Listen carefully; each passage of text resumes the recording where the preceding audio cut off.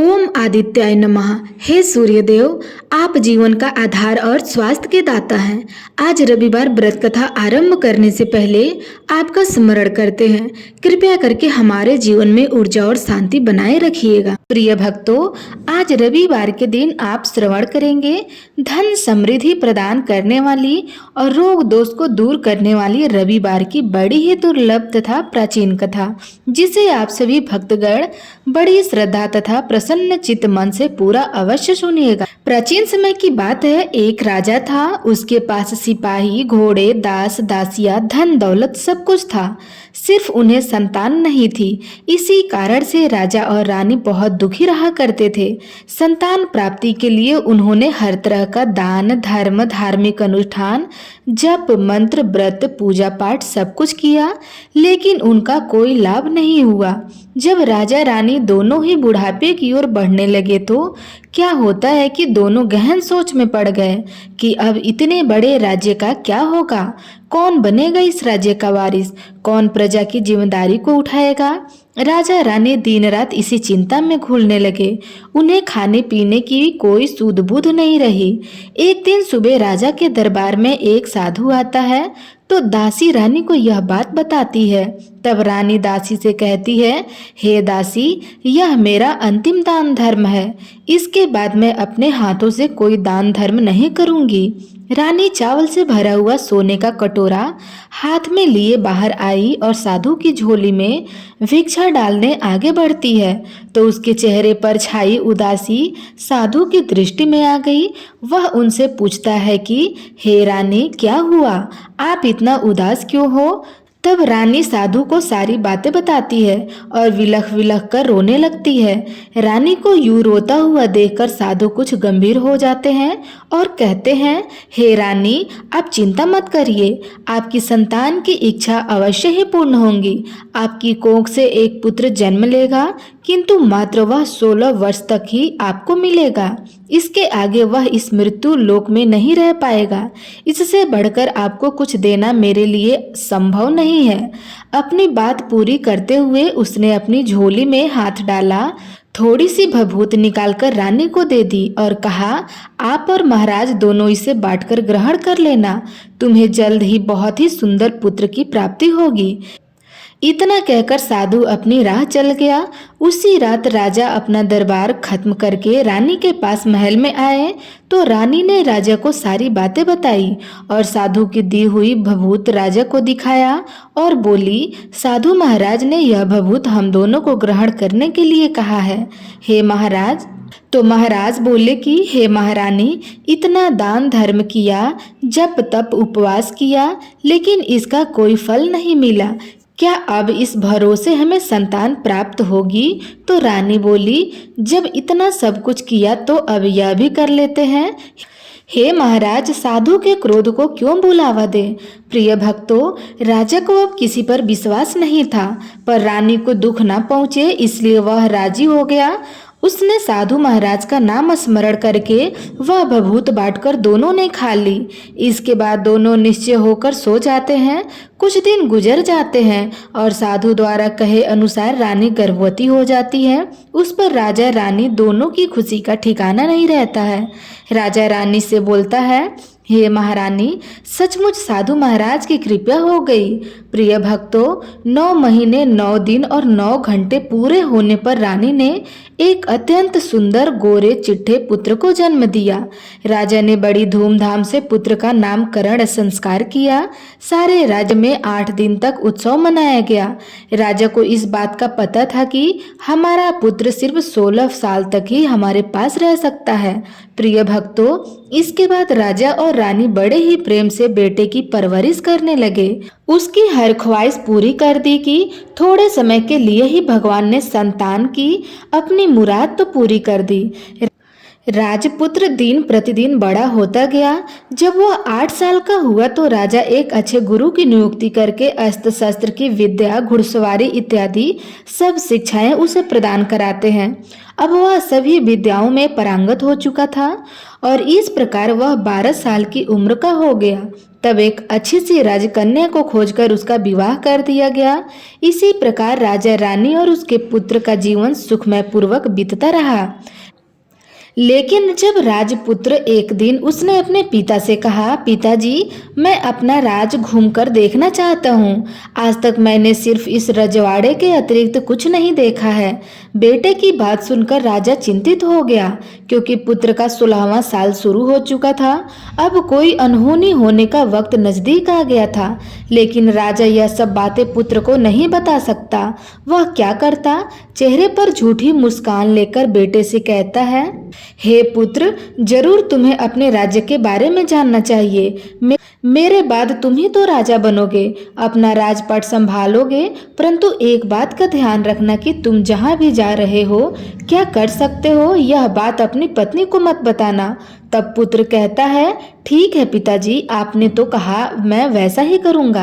राजपुत्र दिन भर अपनी पत्नी के साथ मौज मस्ती करता, खुशी पूर्वक रहता और रात को ठीक 12 बजे बिस्तर से उठकर बाहर चला जाता और फिर सूर्य उदय होने से पहले वापस अपने महल में आकर सो जाता था। ऐसे बहुत दिनों तक चलता रहा।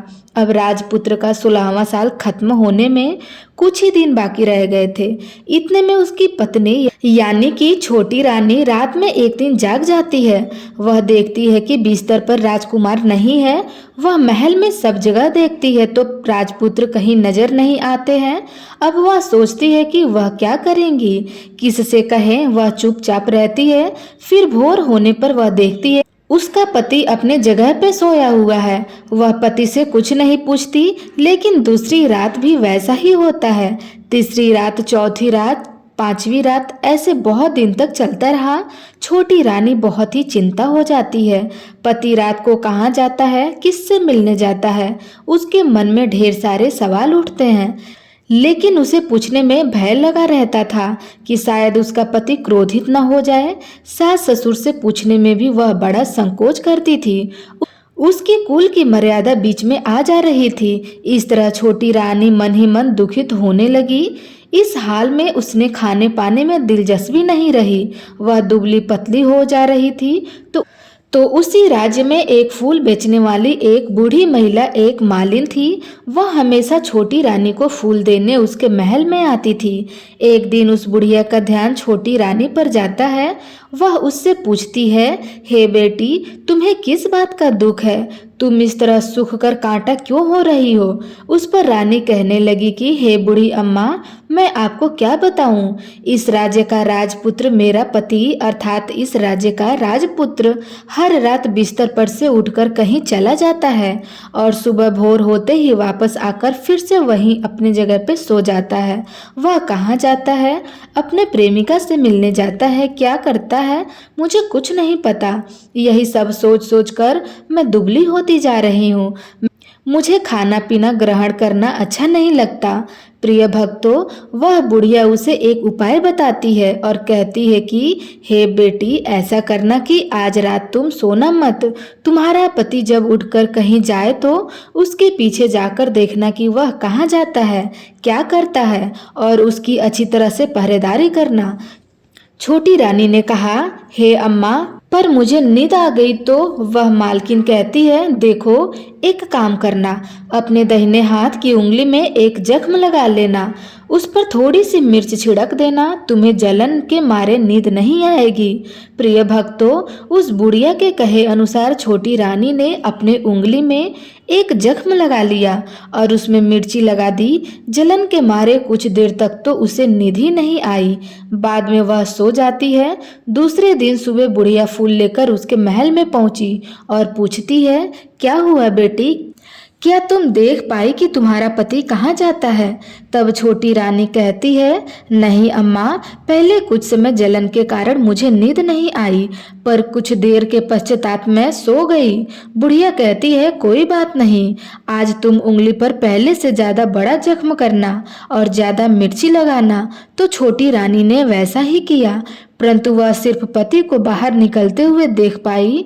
उसके पश्चाताप उसकी आंखें मूंद गई, फिर उसे नींद आ गई।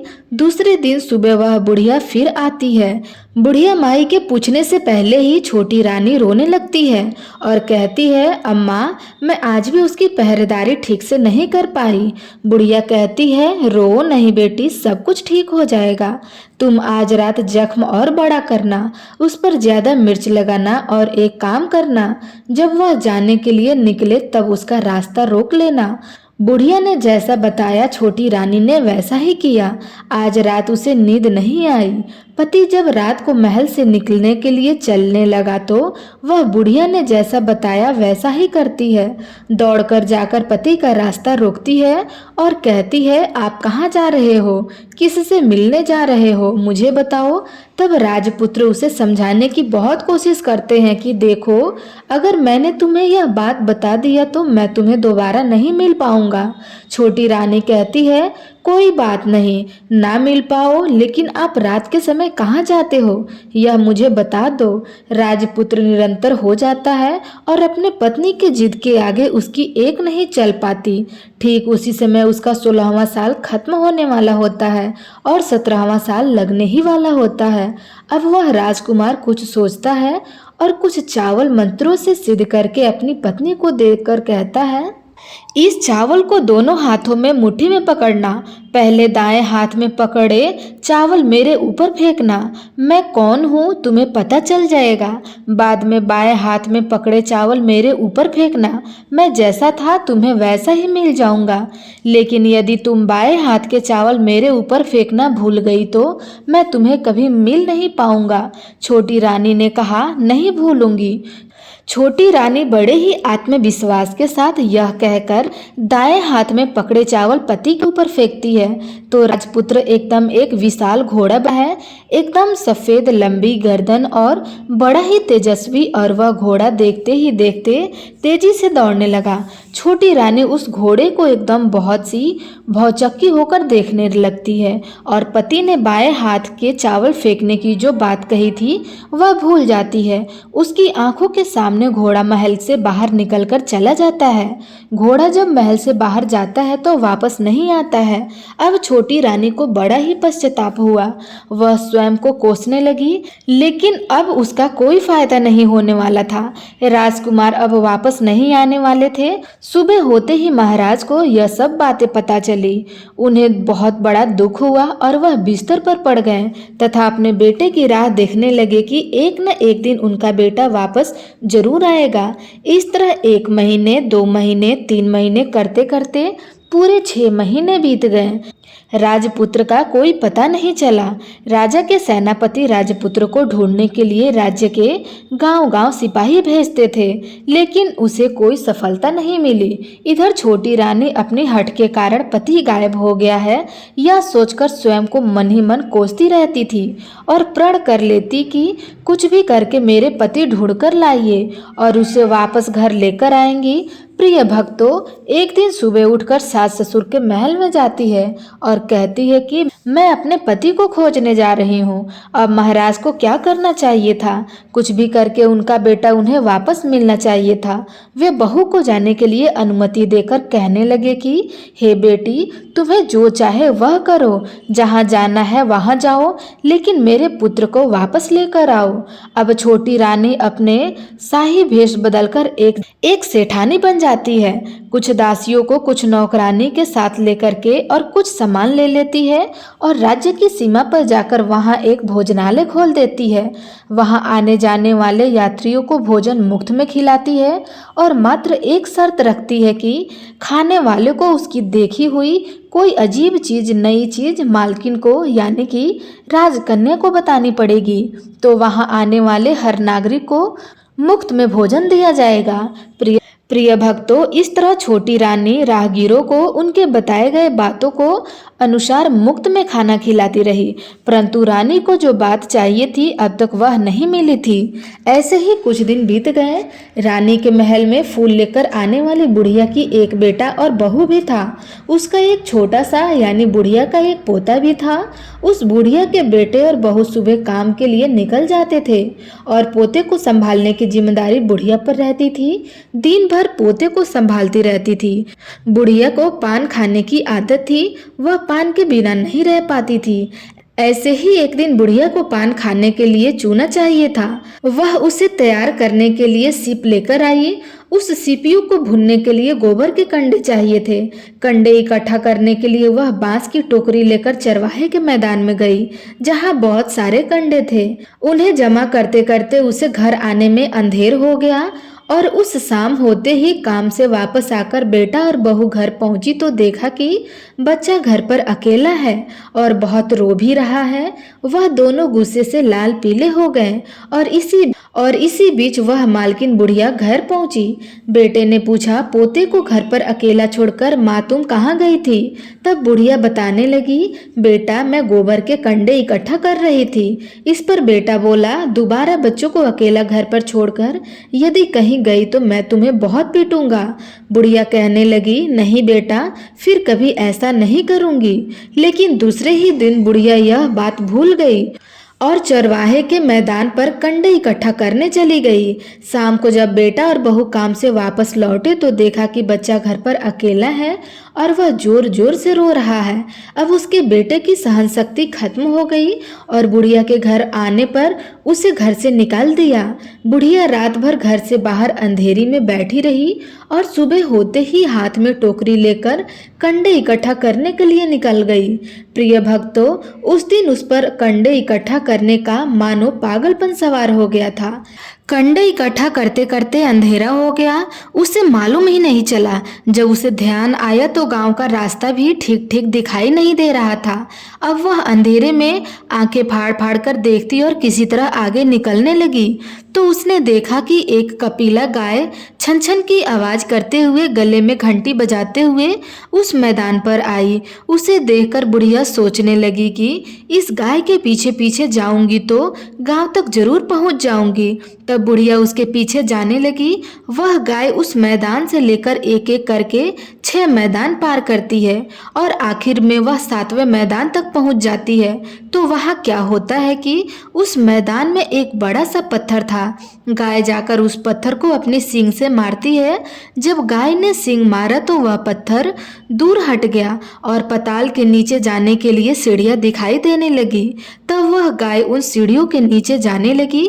वह मालिन बुढ़िया यह सब देख रही थी और झट से गाय की पूंछ को पकड़ लिया। प्रिय भक्तों, वह गाय के साथ नीचे पताल लोक में गई और तुरंत ही गाय की पूंछ छोड़ दी और इधर उधर देखने लगी। तब उसने देखा कि वहां बहुत सारे दीपक जल रहे हैं, तेज रोशनी है। जब उसकी नजर गाय के ऊपर पड़ती है तो वहां एक अद्भुत घटना घटती है। गाय के गले में अपने आप शाल पड़ गई। छम छम करके कोई दुधिया गाय का दूध दूहने लगा, लेकिन कोई भी वहां नजर नहीं आ रहा था। बुढ़िया बहुत ही घबरा गई कि कहाँ आकर मैं फंस गई। वह सोचने लगी कि वहां छिपने के लिए एक जगह ढूंढने लगी, लेकिन उसे कहीं जगह न मिला। हर जगह उजाला ही उजाला था। तो वह एक कोने में खड़ी हो गई और जो कुछ सामने हो रहा था उसे चुपचाप देखने लगी। उसने देखा कि वहां एक उम्दा सफेद घोड़ा और 2 कुंड थे।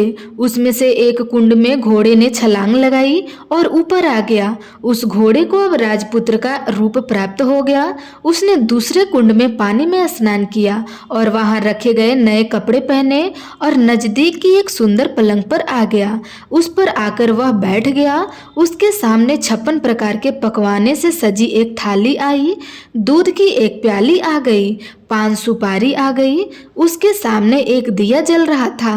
राजपुत्र ने खाना खाया, पानी पिया, पान सुपारी खाई और बिस्तर पर लेटने से पहले सूर्य भगवान का स्मरण करके सामने जलते हुए दिए से पूछा, हे दीपंकर, मेरे माता पिता क्या कर रहे हैं? दिया बताने लगा, बेटे के शोक में डूबे हुए हैं। उसने कहा कि राज्य कौन संभाल रहा है? तो उसने बोला कि राजमंत्री संभाल रहा है। उसने पूछा कि मेरी पत्नी क्या कर रही है? तो दिया बोला कि उसने चौराहे पर भोजनालय शुरू किया है और आते जाते लोगों से नई खबर के बारे में पूछती है। दिए के इतना कहते ही राजपुत्र कहने लगा, ठीक है। इसके बाद वह सो गया। बुढ़िया कोने में खड़ी हुई सब कुछ देख रही थी। ऐसी अद्भुत घटना उसके जीवन में पहली बार देखी थी। उसे अंदर ही खुलबुलाहट होने लगी। वह अपनी भूख प्यास भूल गई कि आगे क्या होगा। इस उत्सुकता से वह देखने लगी कि लेकिन उसके बाद कुछ घटनाएं नहीं घटी। रात गुजर गई और सुबह हो गई। पलंग पर सोया हुआ राजपुत्र उठा और फिर से पहले वाले कुंड में छलांग लगाई। तो अब वहां फिर से घोड़ा बनकर कुंड से बाहर आ गया। तेजी से उस पताल नगरी से बाहर निकल गया। लेकिन कहा गया, बुढ़िया को कुछ पता नहीं चला। इसके बाद पिछली रात की तरह कोई उस गाय को छम छम करके दूध दूहने लगा। जैसे ही दूध दूहना खत्म हुआ, उसके गले की साकर अपने आप खुल गई और वह गाय तेजी से ऊपर जाने लगी, सीढ़ियों की ओर भागने लगी। गाय को दौड़ता देखकर बुढ़िया सोचने लगी कि अब गाय के साथ यहाँ से ऊपर जाना ही समझदारी होगी, नहीं तो कोई मुसीबत आकर उसके ऊपर आ पड़ेगी। झट से उसने गाय की पूंछ पकड़ ली, गाय के साथ ऊपर आ गई। गाय जब मैदान में पहुंची तो उस सुरंग का रास्ता अपने आप बंद हो गया और उसके मुख पर एक बड़ा सा पत्थर पहले की तरह खड़ा हो गया। ऊपर आकर वह गाय जंगल की ओर निकल गई। इधर वह बुढ़िया एकदम से बावली हो गई थी। उसने पताल नगरी में जो कुछ देखा था वह जल्दी जल्दी किसी को बताने के लिए बड़ी ही उतावली थी। तो उसे एक कदम याद आया कि नगर की सीमा पर कोई औरत भोजनालय चला रही है और नई बात बताने वाले को अच्छा खाने पीने को देती है। वह सोचने लगी, क्यों न मैं यह बात उस औरत को बताऊं। यदि उसे यह पसंद आई तो बाकी जीवन खाने पीने की झंझट से मुक्ति मिल जाएगी। बुढ़िया ने मन ही मन तय किया और तुरंत भोजनालय के द्वार पर पहुंच गई, जहां द्वार पर टंगी नगाड़े के सामने खड़ी हो गई और जोर जोर से नगाड़ा बजाना शुरू कर दिया। नगाड़े का इस तरह शोर सुनकर मालकिन यानी छोटी रानी मन ही मन प्रसन्न हो गई कि शायद कोई नई बात लेकर यहाँ आया हुआ है। रानी छोटी रानी सिपाही को आदेश देती है कि जाइए और कौन आया है उसकी अच्छे से खातिरदारी करिए। छोटी रानी का आदेश पाते ही सिपाही दौड़ते हुए गए तो वहाँ एक बुढ़िया नगाड़ा बजा रही थी। उन्होंने पूछा, बुढ़िया माई क्या हुआ, नगाड़ा क्यों बजा रही हो? तब बुढ़िया बोली, कुछ नहीं बेटा, यहाँ खाना मिलता है ना, इसलिए आई हूँ। तो सिपाही ने कहा, माई खाना चाहिए, खाना तो मिलेगा लेकिन तुम्हें कोई नई बात बतानी पड़ेगी।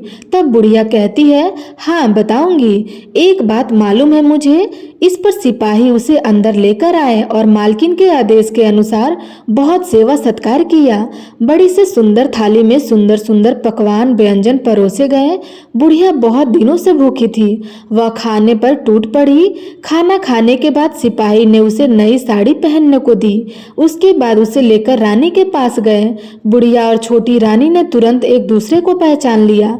तब छोटी रानी ने बुढ़िया से कहा, अम्मा अब बताओ तुमने क्या नई बात देखी? तब बुढ़िया कहती है, नई बात? मैंने तो कोई नई बात नहीं देखी। मेरे पास तो तुम्हें देने के लिए खाने के पैसे नहीं थे, इसलिए मैंने झूठ कहा और नगाड़ा बजाया। रानी ने कहा, अम्मा घबराना नहीं, किसी को तुम्हारा नाम नहीं बताऊंगी। फिर भी बुढ़िया ने कहा, मेरे पास कोई नई बात नहीं है। इस पर रानी ने उससे कहा, देखो अम्मा, तुमने मुझे वह नई बात बताई तो जिंदगी भर तुम्हारी देखभाल करूंगी, तुम्हें राजमाता की तरह रखूंगी। अब बुढ़िया बताने के लिए तैयार हो गई। जो कुछ भी चरागाह वाले मैदान में देखा था वह सब कुछ सच सच छोटी रानी को बता दिया। बुढ़िया की बातें सुनकर छोटी रानी को यकीन हो गया कि वह राजपुत्र उसी का पति है। वह तुरंत बुढ़िया से कहने लगी, हे अम्मा, मुझे उस जगह पर ले चलो।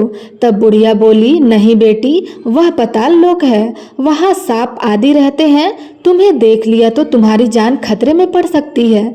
लेकिन छोटी रानी उसकी एक भी नहीं सुनी, उसे उस जगह ले जाने के लिए हठ करने लगी।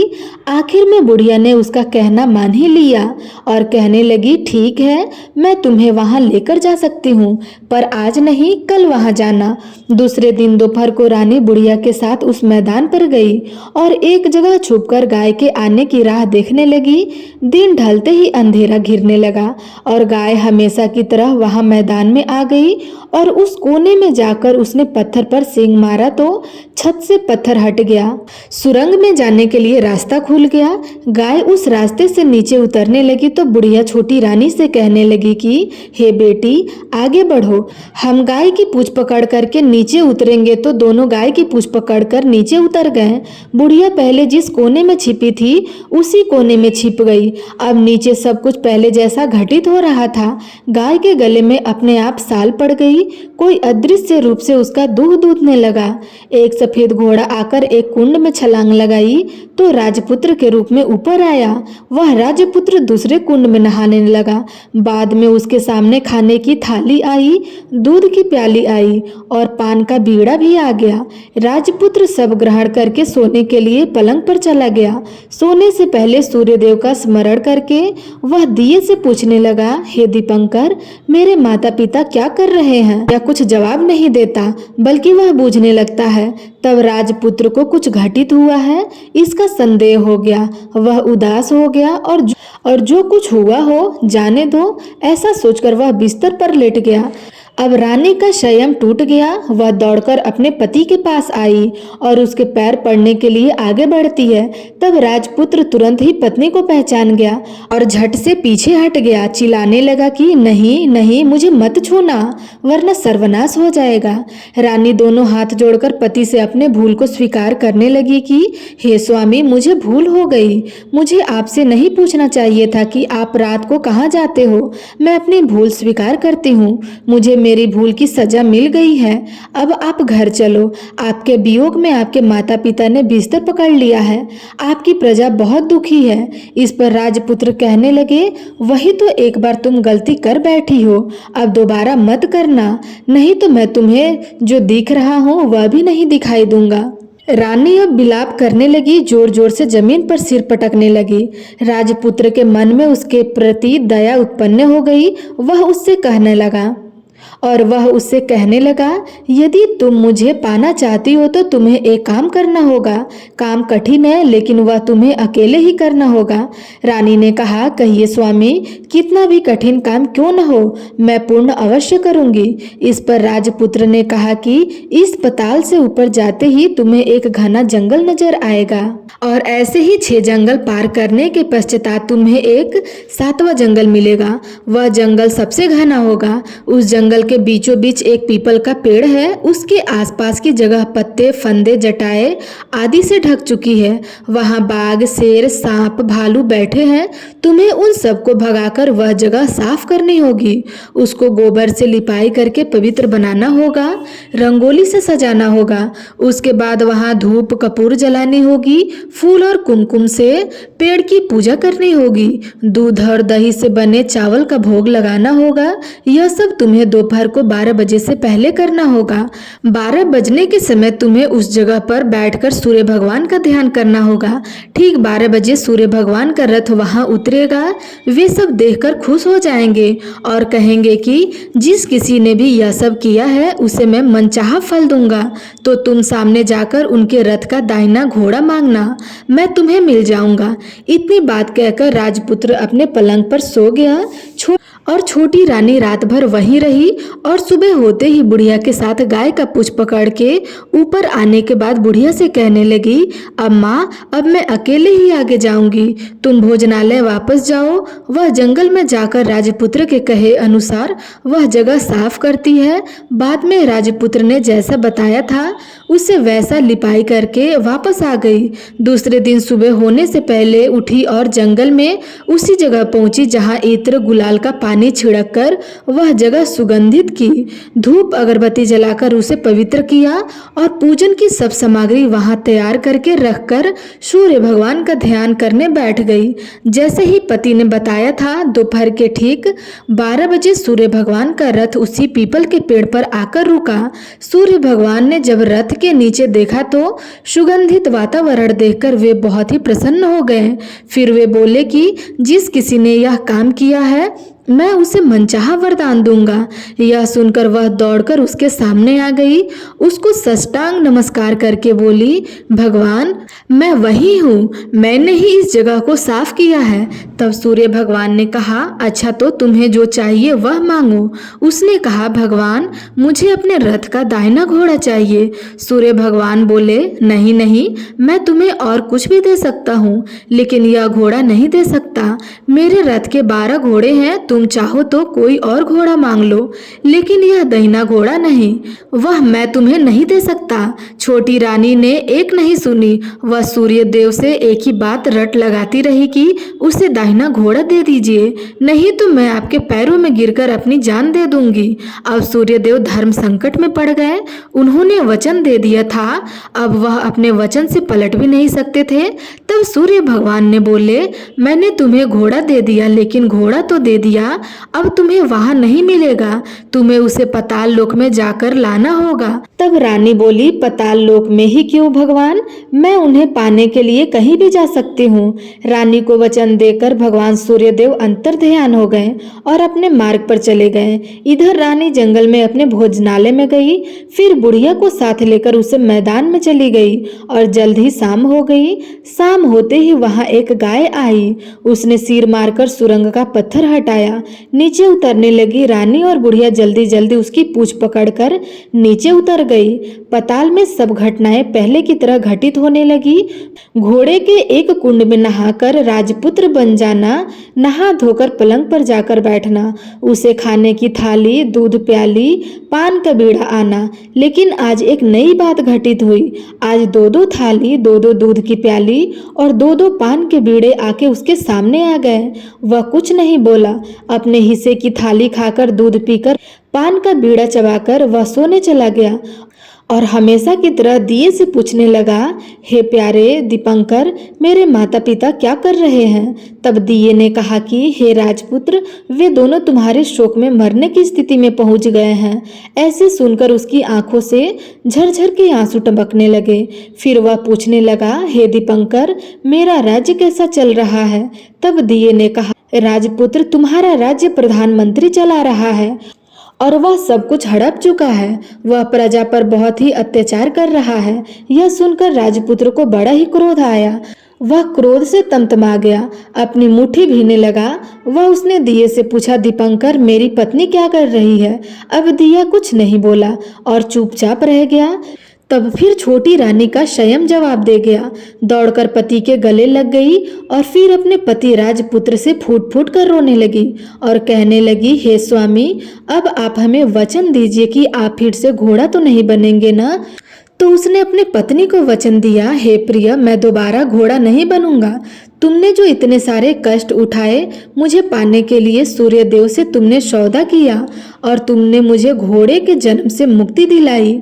उसके बाद दोनों पति पत्नी और बुढ़िया उस गाय का पूंछ पकड़कर पताल लोक से सीधे बाहर आ गई भोजन में, और वहां सब सम्मान लोगों में बराबर बराबर बांट दिया और फिर उसके बाद अपने राज्य को लौट गए। राजपुत्र वापस आता है और उसके तेवर देखकर जो प्रधानमंत्री होता है वह घबरा जाता है। राजपुत्र ने उसे बंदी बनाने का आदेश दे दिया और उसे कैद खाने में डलवा दिया और राजा की बागडोर अपने हाथों में ले ली। इसके बाद वह अपने माता पिता से मिलने के लिए महल में गया। तब राजपुत्र वहां पहुंचकर क्या देखा कि उसके माता पिता उसके शोक में अस्थिपंजर बन गए हैं। पुत्र को वापस आया देखकर मरणासन राजा रानी की आंखें टप टप अश्रु की धाराएं बहने लगी। उन दोनों ने पुत्र को गले लगा लिया, उसे बड़ा ही प्रेम किया। इतना होने के बाद उसकी सेहत में एकदम सुधार आने लगा। अब वे बिस्तर से उठकर बैठ गए, पुत्र को आशीर्वाद देने लगे। पुत्र के आने की खबर तुरंत राज्य में फैल गई। प्रजा खुशी के मारे फूल नहीं समाई। प्रजाजन महल के सामने इकट्ठी हो गई। राजपुत्र ने भी उन्हें दर्शन दिए और राजा से उन्हें कोई दुख न पहुंचाएगा ऐसा उन्हें वचन भी दिया। अब राजा ने अपने पुत्र का राज्याभिषेक करके उसे सिंहासन पर बैठा दिया, प्रिय भक्तों, और अपनी बहू को महारानी का दर्जा दे दिया और स्वयं अपने पत्नी के साथ ईश्वर स्मरण करते हुए खुशी से दिन व्यतीत करने लगे। महाराज बना राजपुत्र अच्छी तरह से राज्य चलाने लगे। अपनी पत्नी के साथ सुख शांति से जीवन व्यतीत करने लगे। उस बुढ़िया को रानी ने अपने ही पास रखा और उसकी अच्छी तरह से देख रेख करने लगी। बुढ़िया के बुढ़ापे के दिन सुखी से गुजरने लगी। सारी प्रजाजन प्रेम से रहने लगी। तब राजपुत्र ने एक और घोषणा की कि हे प्रिय प्रजाजनों, तुम आज के बाद सूर्य नारायण भगवान का व्रत करो। प्रत्येक रविवार को उन्हें प्रेम पूर्वक अर्घ दो, घर की लिपाई करो तथा अपने घर में सुख समृद्धि की कामना करो। इससे तुम्हारे घर में धन धान्य हो जाएगा, साथ में तुम सब रोग मुक्त भी रहोगे। सूर्य भगवान की यह रविवार व्रत कथा संपूर्ण हुई तो प्रेम से बोलिए सूर्य नारायण भगवान की जय, सूर्य देवता की जय, सभी देवी देवताओं की जय।